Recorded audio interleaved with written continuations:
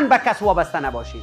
وقتی کس میگم کل انسان است، به پدرت وابسته نباش، به برادرت نباش، به مادرت نباش، به دوستت نباش، به هیچ کس وابسته نباش. به خاطر هیچ کدام از اینا دائم نیست. تنها به خدا وابسته باش که ذات جاودان است. کل گرفته است. استاد وابسته نباشیم چی؟ دوست داشته باش، احترام داشته باش، ولی یاد بگی که اگر نبودن هم تو زندگی جریان داره. یک روز پدر ما میره، یک روز مادر آدم فوت میکنه، یک روز برادر آدم فوت میکنه، برادر عرسی میکنه دیگه تو رو میگه نان دادن نمیتونم برو. چی یاد بگیریم به پای خود استاد شدنه.